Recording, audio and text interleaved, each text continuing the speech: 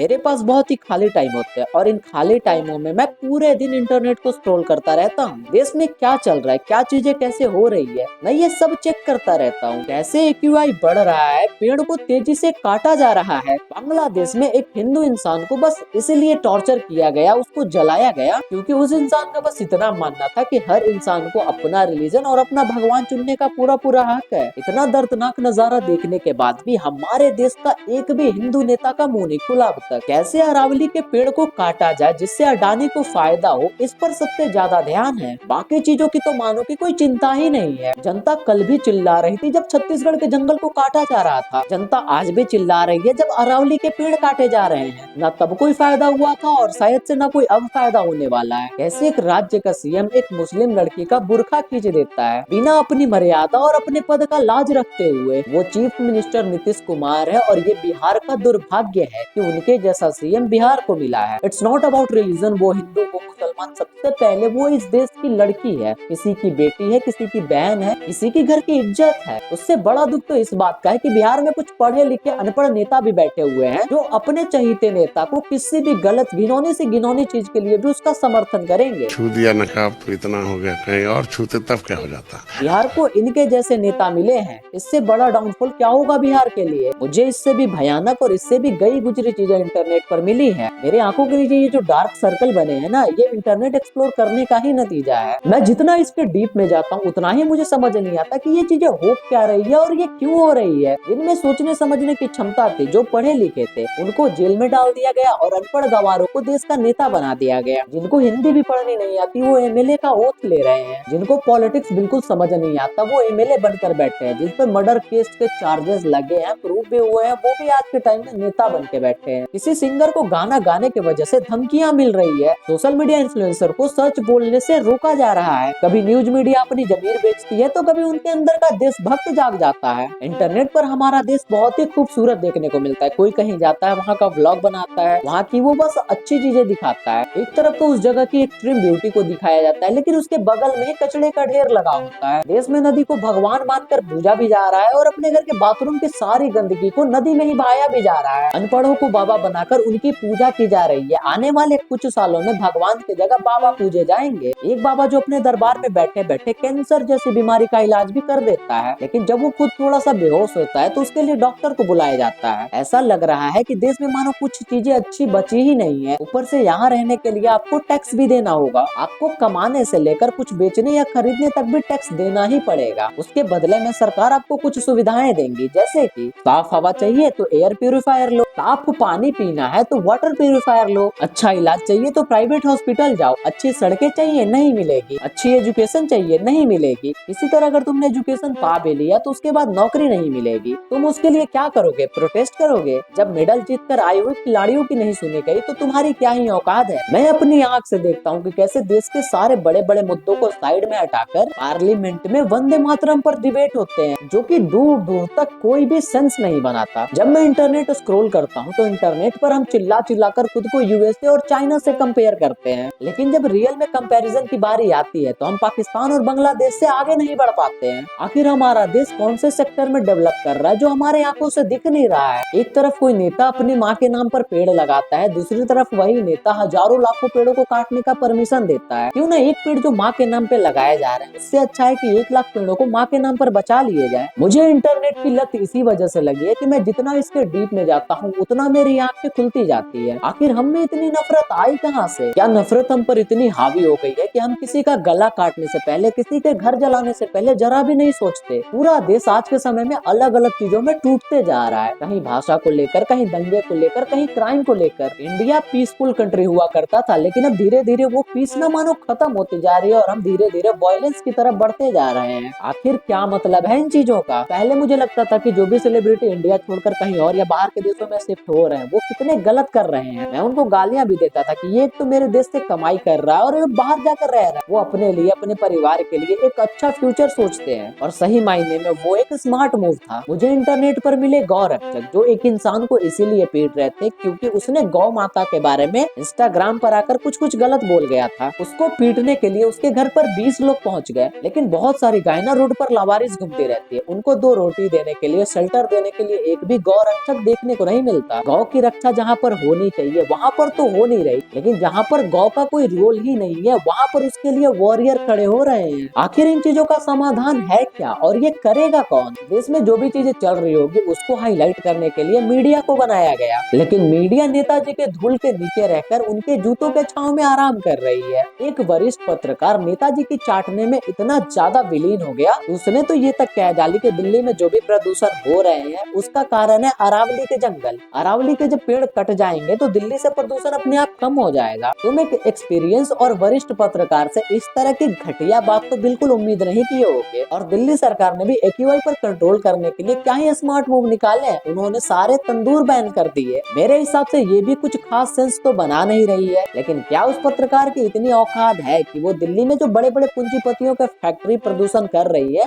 उनके खिलाफ एक शब्द भी बोल दे? लेकिन इसमें गलती पत्रकार की भी नहीं है। पास्ट में बहुत सारे पत्रकारों ने सच का साथ देने का कोशिश किया है, लेकिन उनके मुंह को हमेशा के लिए बंद कर दिया गया। जितनी चीप आज के टाइम में इंटरनेट हो गई है उतनी ही चीप हो गई है हिंसा और हेट फैलाना। लेकिन इससे किसी को क्या हासिल होगा? क्या किसी नेता के लिए कुर्सी की कीमत किसी इंसान के जान से ज्यादा है? कमेंट में जरूर बताना। ऐसा क्यों है कि जनता किसी नेता को वोट देकर जिताती है और कुछ सालों में जनता और गरीब हो जाती है और नेताजी और अमीर हो जाते हैं? वोट देने वाली जनता का घर टपक रहे हैं, वहीं नेताजी अपने आलीशान बंगले में चैन से आराम कर रहे होते हैं। फ्यूचर इतना क्रूर कैसे हो सकता है? क्या आने वाला भविष्य थोड़ा बेहतर हो सकता है? लेकिन वो बेहतर होगा किनके लिए? तुम्हारे लिए, हमारे लिए, या फिर पूंजीपतियों के लिए, या फिर किसी नेता के लिए? मैंने इस वीडियो में जो भी चीजें इंटरनेट पर फिलहाल चल रही है वो सारों को एक सिंपल लाइन में एक्सप्लेन कर दिया गया है। आप अपना ओपिनियन मुझे कमेंट में बता सकते हैं और वीडियो को लाइक और चैनल को सब्सक्राइब भी कर सकते हैं।